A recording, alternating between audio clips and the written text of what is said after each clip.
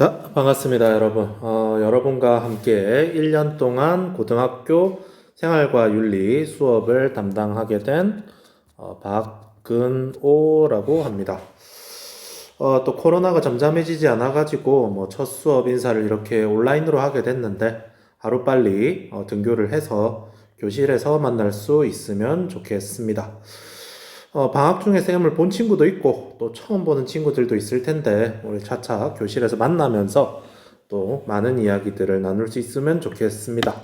좀 부담스러우니까 카메라는 끄고 수업을 진행하도록 할게요. 자, 오늘은 첫 시간이니까 빡세게 수업을 하기보다는 생활과 윤리란 어떤 과목인가, 또 어떤 내용들을 배우게 되는가, 교과서를 잠깐 살펴보는 시간을 갖도록 할게요. 자, 우선 윤리라고 돼 있는데 제목부터 좀 딱딱하죠. 여러분이 중학생 때 도덕을 배웠을 건데 그 도덕과 비교를 하자면은 조금 내용이 어려워졌다고 보면 됩니다. 여러분이 초등학생 때 배웠던 바른 생활, 중학생 때 배웠던 도덕, 그리고 고등학생 때 배우는 이 생활과 윤리인데 내용면에 있어서는 큰 차이는 없어요. 단순하게 이제 바른 생활 도덕에서 거짓말을 하지 말라, 친절하게 대하라, 이런 등등등 도덕적으로 올바른 이야기들, 이런 내용들을 배웠는데 생활과 윤리에서는 왜 우리가 거짓말을 하지 말아야 되는가? 왜 친절을 베풀어야 되는가? 이 상황 속에서 옳은 행위란 무엇인가? 저 상황 속에서 옳은 행위란 무엇인가? 좀 더 구체적인 상황에서 무엇이 옳은지, 무엇이 좋은 삶인지 고민을 해보는 것이 이 윤리라는 과목이라고 보면 될 것 같아요. 우리가 바른 생활, 도덕을 통해서 올바름은 이미 배웠지만 여러분이 그 도덕적으로 살아가고 있진 않잖아요, 솔직히. 그래서 이제는 왜 우리가 도덕적으로 살아야 되는가? 지금 근래에 쌤이 이 수업을 찍고 있는 이 근래에 이 학교 폭력과 관련돼 있는 이슈들이 많이 나오고 있는 것 같습니다. 중학생, 고등학생 때 철없던 시절에 했던 학교 폭력 때문에 사회적인 논란, 무리가 좀 많이 일어나고 있습니다.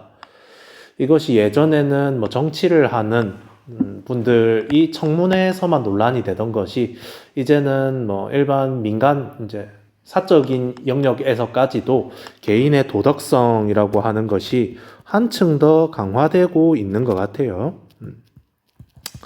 그래서 여러분도 한번 이 도덕이란 무엇인가, 왜 내가 도덕적으로 살아야 하는가, 그런 고민들이 조금 필요하지 않을까 싶습니다. 자, 이 생활과 윤리라는 교과를 여러분은 선택을 했는데 이 선택에 있어서 우리가 빼먹을 수 없는 거는 아마 수능일 거예요. 여러분은 지금 인문계 일반 고등학교를 왔고 결국 좋은 대학에 진학하겠다라는 목표를 가지고 있을 겁니다. 그래서 교과목 자체는 좋은 삶을 위해서 필요하지만 여러분이 고등학생으로서는 수능에서 고득점을 받는 것도 상당히 중요할 거예요. 그것을 위해서는 우선 일단 수업을 잘 따라와 줬으면 좋겠습니다. 여러분도 아시다시피 이 생활과 윤리 과목은 수능에서 이 선택률이 지금 현재 가장 높은 과목이에요. 선택률이 가장 높은 데는 여러 가지 이유가 있겠지만 쌤이 생각했을 때는 개인적으로는 학습량이 다른 과목에 비해서 상당히 적다라고 생각을 합니다. 여러분이 3월 말에 되면은 3월 전국연합을 처음 치게 될 거고 그때 풀어보면은 배우지 않았어도 절반 넘게는 맞출 수 있을 거예요. 지금 당장 여러분이 작년 수능을 다운받아서 문제를 풀어보더라도 한 3분의 1에서 많게는 50% 정도까지는 충분히 풀 수 있을 거라고 봅니다.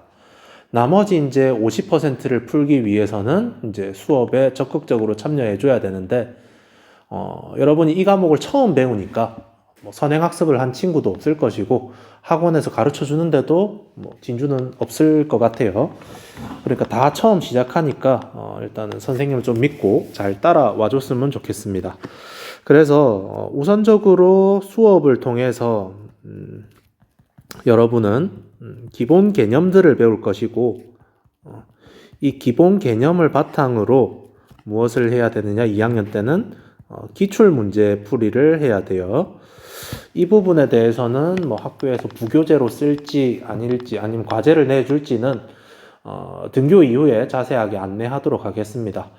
그래서 괜시리 일단은 뭐 문제집을 사서 푼다든지 뭐 인강을 끊는다든지 하기 이전에 조금 수업을 들어본 이후에 그런 부분들에 대해서 계획을 세웠으면 좋겠어요. 그래서 크게 어렵지는 않고 노력하면 누구든지 좋은 성적을 받을 수 있으니까, 그렇기 때문에 선택률이 높으니까 좀 적극적으로 수업에 참여해 주었으면 좋겠습니다.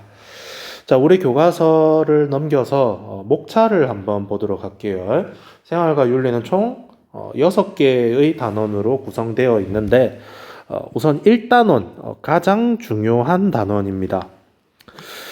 생활과 윤리라는 교과목 자체가 어떤 도덕, 원리 혹은 이론이라고 하는 것을 이 구체적 문제, 즉 우리 생활 속에 적용시키는 과목입니다.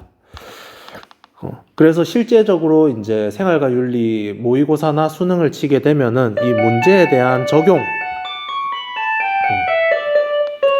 이 적용에 대해서 출제가 되는데, 이것을 하기 위해선 결국 무엇이 필요하냐? 이 도덕 원리에 대한 지식이 있어야지만이 문제를 풀 수가 있겠죠. 이 도덕 원리, 이론 지식을 언제 가장 많이 배우느냐? 1단원에서 가장 많이 배웁니다. 그래서 여러분이 이 1단원 학습을 제대로 하지 못한다면은 뒤에 남아있는 5개의 단원을 공부하기가 상당히 어렵습니다. 그러다 보니까 1단원은 좀 학습량이 많습니다. 많지만 여기에서 배우는 내용이 이 한 권 교과서의 거의 절반 가까이의 분량을 차지할 만큼, 중요도를 차지할 만큼 중요하니까 좀 집중을 해서 수업에 참여를 해야 돼요. 이 생윤의 이 기초이면서 토대가 되는 것이 이 1단원 내용입니다. 그래서 이 현대 윤리 문제에 대한 접근으로 다양한 이론들을 배울 거예요. 동양 윤리적 접근으로 뭐 유교나 불교나 도가 사상가 같은 것들을 배울 거고, 서양 윤리로는 뭐 칸트의 의무론, 뭐 벤담과 밀의 공리주의와 같은 여러 철학적인 이론들을 배우게 될 겁니다. 그 다음 2단원부터는 이제 다양한 문제에 이론을 적용시키게 되는데, 우리가 오늘날에는 과학기술이라고 하는 것이 굉장히 급격하게 발전하고 있습니다. 과학기술이 발전하고 있는데 이 발전의 정도를 윤리학이라고 하는 것이 따라가지를 좀 못하고 있었어요. 그러다 보니까 이 과학기술과 윤리 사이에 공백이 생기게 되었어요. 이 공백을 윤리적 공백이라고 하는데, 이 윤리적 공백을 메꾸기 위해서 실천윤리, 새로운 윤리들이 등장하게 되었고, 2단원부터 이 실천윤리가 시작된다고 보면 됩니다. 그래서 삶과 죽음과 관련되어 있는 뭐 다양한 문제들을 다루게 되는데, 뭐 자살, 낙태, 뭐 안락사, 뭐 동물의 권리, 뭐 이런 동물 실험, 이런 내용들을 다루고, 또 이제 가족 간의 사랑을 실천하는 것들 등등등의 내용들을 2단원에서 배우게 될 거예요. 다음 3단원으로 가게 되면은 여러분이 작년에 통합사회 시간에 배웠었던 조금 어려웠던 뭐 분배정의라든지 시민불복종, 그다음 뭐 형벌과 정의, 시정적 정의라고 하는데, 이런 주제들을 주로 다루게 될 겁니다. 왜 우리는 국가를 따라야 하는가?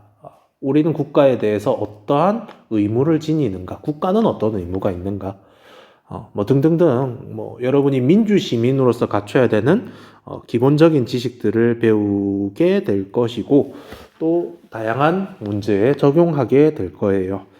그리고 2단원에서 쌤이 방금 적었던 이 3개 플러스 직업, 이 4개 파트 정도가 실제로 수능에서 많이 출제가 되고 있습니다. 그래서 이런 핵심적인 주제별로 내용들을 배우게 될 거예요. 다음으로 넘어가면은 4단원 과학과 윤리인데, 그런 비유가 있습니다. 과학이라고 하는 것을 어떤 하나의 기차라고 한다면, 이 기차가 나아가야 될 길, 방향성을 제시하는 것이 윤리의 역할이다. 그래서 이 과학 기술에 대해서 우리가 한번 성찰을 해보는 게 4단원의 내용인데, 뭐 주요 내용으로는 뭐 저작권, 정보에 대한 지적재산권이 어디까지 보장되어야 되는가, 또 우리가 환경 파괴가 요새 심각하죠. 특히나 우리가 코로나로 인해서 배달이 급격하게 발전하게 됐는데, 더더욱이 쌤도 배달을 참 많이 시켜 먹으면은 플라스틱 용기들이 많이 나와요. 그래서 이런 플라스틱과 관련되어 있는 문제들, 또 동물 학대와 관련된 등등등 그런 내용들을 다루는 게 환경윤리입니다. 그래서 가장 어려운 주제 중에 한 개가 이 환경윤리인데, 뭐 열심히 수업 들으면은 충분히 해낼 수 있을 거라고 믿습니다. 다음 5단원 문화와 윤리입니다. 이 문화와 윤리는 솔직하게 이야기하면 조금 쉬어갈 수 있는 단원이라고 보면 될 것 같아요. 이 예술과 윤리는 어떠한 관계가 있느냐, 예술은 어떠한 교훈을 주어야 되느냐, 혹은 예술은 아름다움만 추구하면 되느냐와 같은 이런 예술과 윤리의 관계에 대해서도 우리가 한번 생각을 해보고, 그리고 뭐 의식주, 소비, 또 이제는 솔직히 우리나라도 다문화 사회잖아요. 다문화 시대에 우리는 어떤 자세를 가져야 되는가, 또 종교 간의 갈등에서 우리는 어떤 태도를 취해야 되는가와 같은 내용들을 다루는 것이 문화와 윤리입니다. 자, 마지막으로 이제 6단원인데, 이 6단원 같은 경우에는 이 국제사회에서 우리에게 필요한 자세에 대해서 많이 생각을 해보게 돼요. 그래서 국제사회에서 뭐 통일이라든지 뭐 해외 원조, 전쟁과 같은 주제들을 다루게 될 거예요. 그래서 뭐 단원 자체는 6개이고 뭐 1년 동안 꾸준하게 이 교과서를 가지고 수업을 하게 될 겁니다. 그래서 별다르게 뭔가 새로운 공부를 하기보다는 3월 한 달 동안은 선생님의 수업 스타일을 익히고, 또 어떤 식으로 공부를 해야 되는지 꾸준하게 공부법에 대해서도 이야기를 할 겁니다. 그래서 그거를 성실하게 따라만 준다면은 충분히 원하는 성적을 받을 수 있지 않을까, 그렇게 생각을 해요. 그래서 수업에 열심히 참여를 해주기 바랍니다. 뭐 일단 과목 소개는 요 정도 하고, 여러분이 기왕지사 온라인으로 집에 있는 김에 숙제를 하나 주려고 해요. 뭐 거창하게 숙제라고 했지만 어려운 건 아닙니다. 우리가 앞으로 유교라는 사상을 배우게 되는데, 이 유교에서 정명이라는 게 있어요. 발을 정자의 이름, 명. 우리는 여러 가지 이름을 가지고 있습니다.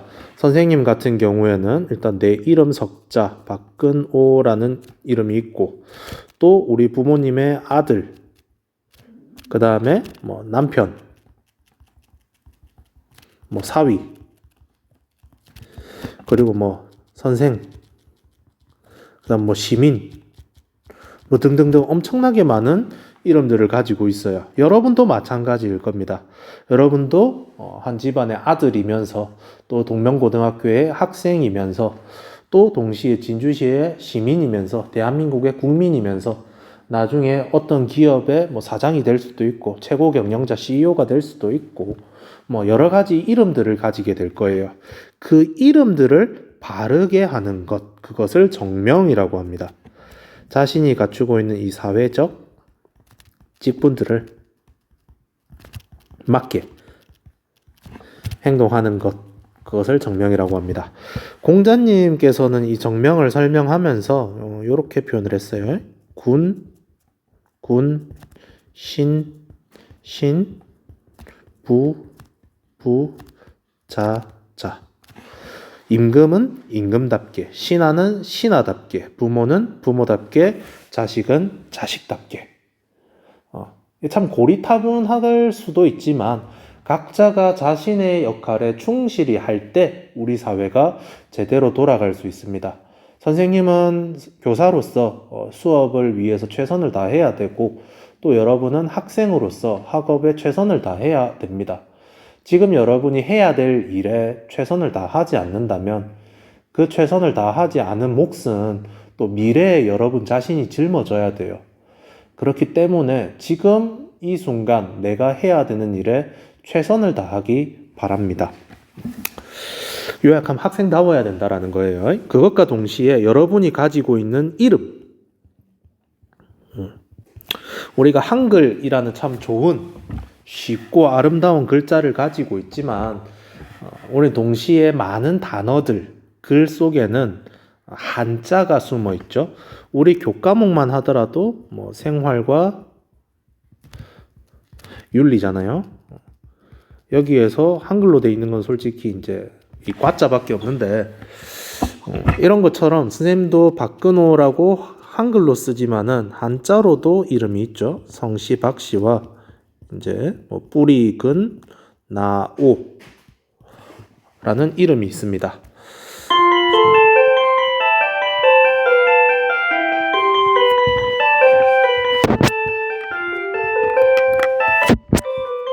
종이 쳤으니까 수업을 마쳐야 되지만 아직 끝나지 않았어요. 집에서라도 이 종소리를 듣고 향수에 빠지지 말고 열심히 공부해 주기 바랍니다. 우리가 이 이름을 지을 때는 아마 뭐 여러분의 부모님 혹은 조부모님 혹은 지인 혹은 뭐 또 철학관과 같은 곳에서 이름을 지은 학생들도 있을 거예요. 그런데 이 이름을 아무렇게나 절대로 짓지 않았을 겁니다. 앞으로 여러분이 이런 사람이 되었으면 좋겠다 라는 그런 소망, 그러한 바람을 가지고 있는 것이 여러분의 이름이에요. 그래서 여러분이 아들로서, 학생으로서의 바른 자세도 중요하지만 여러분 그 자체로서 한 명의 인간으로서 어떤 사람이 되기를 우리 부모님께서 소망을 하면서 나에게 이런 이름을 지어 주셨는지 한 번쯤은 알아봤으면 좋겠어요. 그래서 오늘 부모님께 왜 내 이름을 이렇게 지었는지 한번 물어보고, 또 내 이름의 깃든 뜻이 무엇인지, 선생님 같은 경우엔 장남이거든요. 그렇다 보니까 우리 집안의 뿌리, 기둥, 근본이 되어라는 뜻도 있는 것 같고, 또 우리가 공부를 할 때 가장 중요한 거는 근본이잖아요. 이 근본을 세울 수 있는 사람이 돼야 되니까 그런 의미로 이름을 지어주셨습니다. 여러분도 그것을 한번 오늘 부모님께 확인을 하고, 우리가 등교를 해서 첫 시간에 숙제를 검사를 할 거예요.